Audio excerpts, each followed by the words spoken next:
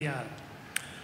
Thank you very much for the invitation and for giving me the opportunity to be here in front of dearest friends, basically, and colleagues.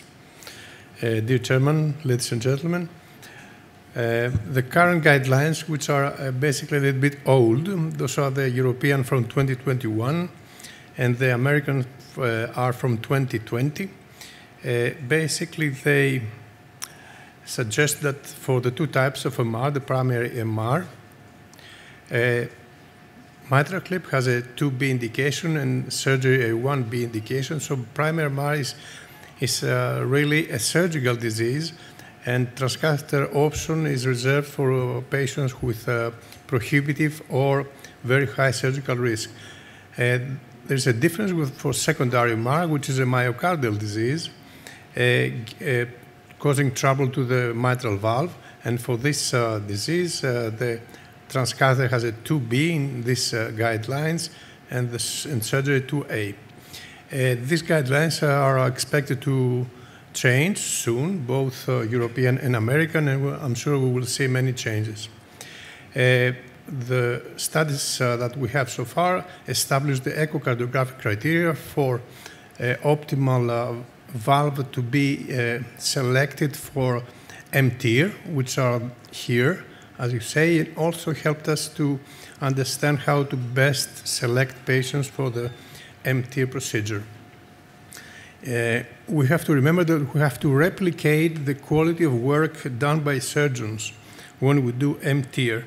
You see here from the US TVT registry for more than 19,000 patients that when we do M-TEER, for primary MR, and we have a best M-TEER, which means MR less than 1.4 and gradient less than 5. We have an annual mortality of 10%. If we have a suboptimal M-TEER in primary MR, we have an annual mortality of 20%.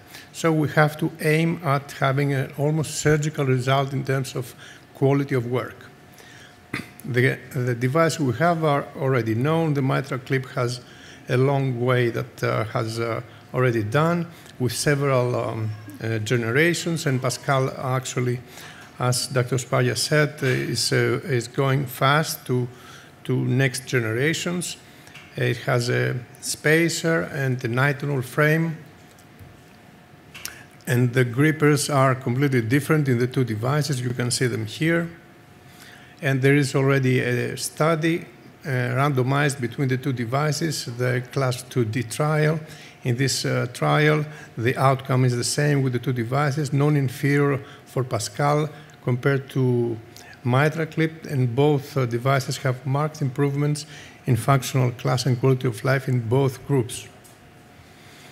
The devices and the systems are completely different from each other. The systems are similar, but definitely not identical.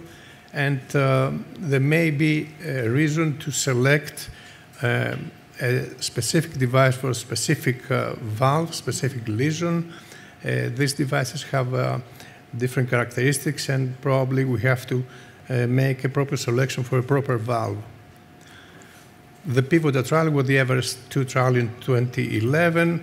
It had only one device, established the Everest criteria upon which the next trials had patient selection. The M-TEER was less effective than surgery. It was a randomized trial, M-TEER versus surgery. The M-TEER was less effective, but was associated with superior safety as expected.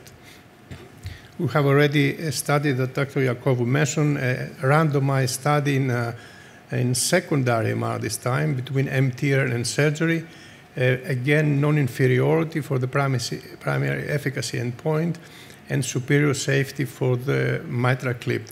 Of course, as expected, and we have to remember this, M-TEER cannot replicate the very good results of the surgical arm, where we have more than 90% 0 or 1 MR, compared to 75% in the device mitral clip group.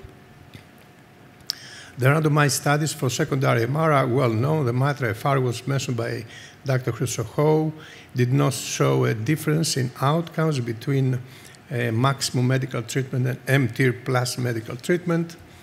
The co-op study, in contrast, showed significantly half the hospitalizations compared to the control group with medications in the group of mitral clip.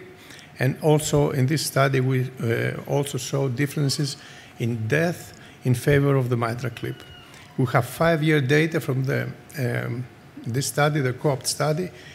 Please see the curves. The benefit of the patient in terms of hospitalization and death comes in the first 3 years, and after that, there's no change in the course of the curves. We have also a ReShape HF2 study, which is a secondary MR in moderate to severe secondary MR this time, and 250 patients were randomized to M-TEER and medical treatment, and 255 in medical treatment alone. Hospitalization in these arms in 24 months were less in the device group, significantly less, and death. And this combined endpoint was basically because of difference in the hospitalization, and the benefit in functional class and quality of life happened immediately in the group that had the M-TEER. Hospitalization was significantly improved in the ReShape HF2 study in the arm that had the M-TEER, particularly in those with a history of a recent hospitalization for heart failure. These results from the randomized studies are corroborated by results from larger registries, of course, with more patients, like the expanded post-market registry in secondary MR. In this study, from this registry, patients with moderate MR were selected and were compared to patients with severe MR. And as you can see here, moderate SMR is here.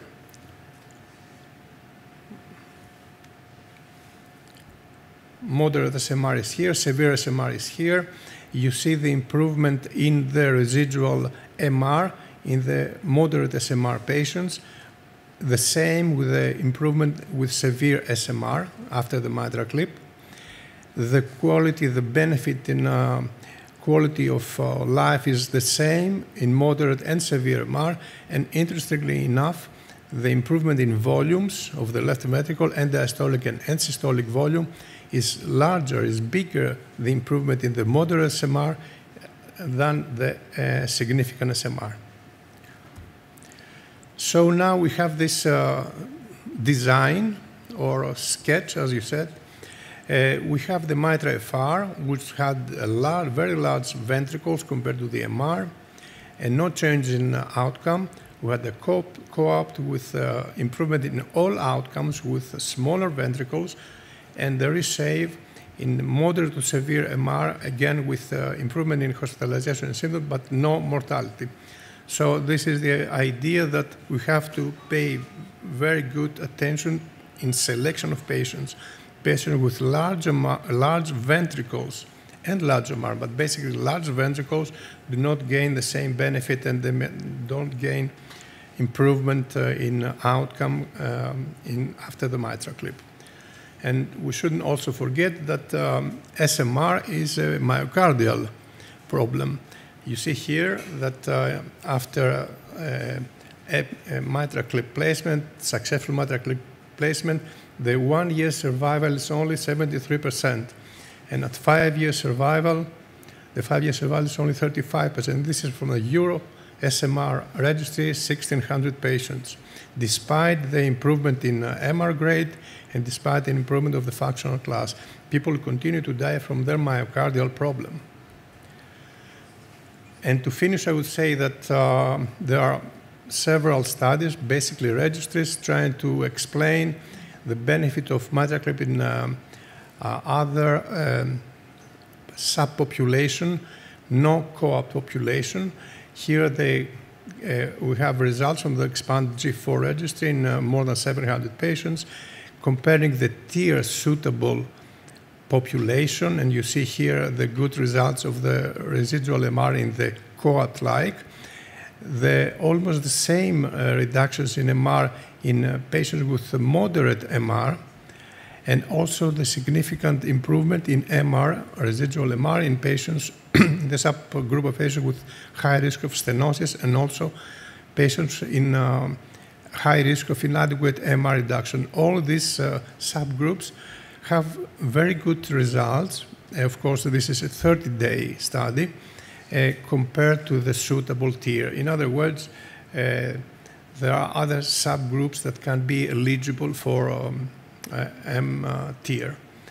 This has led to expansion of these subgroups from previous years to recent era in use of TMR. And in conclusion, dear Chairman, M-TEER is really very safe and is quite effective in reducing MR in both primary and secondary MR. Definitely we need careful patient selection. Appropriate valve anatomy is crucial, and of course attention to the LV size. Large ventricles do not benefit very well. Advances in device technology have improved the clinical results. We have to achieve MR less than 1.4, LA pressure less than 15, and gradient less than 5 millimeters of mercury. The devices continue to refine themselves and evolve. M-TEER appears beneficial also in moderate SMR, and we expect more studies to show that. And the indications, of course, in subgroups, no co-op groups, continue to expand. Thank you very much.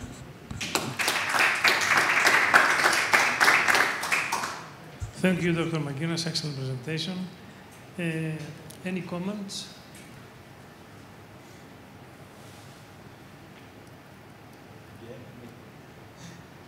Dr. Spargas. Yeah, again me. Thank you, Nasos. Your presentation hit me when I saw the improvement in the KCCQ score with MitraClip, which is in one study was 21. Now I can recall that in all studies it was like between 20 and 25 grades in the KCCQ score. This is a huge improvement. Remember the KCCQ score, you change class every 25 units. And this made me remember what happens in the tricuspid valve, in the other valve. There, in all the studies, the improvement was like 15 KCCQ units. So definitely mitral valve is much more important than the tricuspid valve. And when you treat the mitral valve with clip, then you see a huge symptomatic improvement, much greater than what you see when you treat tricuspid valve with the same method. I don't know if it's just the significance of the valves or if it's just the tricuspid valve, it denotes a more advanced heart pathology in general. But it's an interesting thing. So treatment of mitral valve with clip is really effective, improves symptoms, and of course from co-opt also mortality.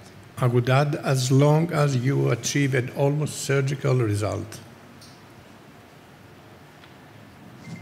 Okay, thank you. So we are leaving transcatheter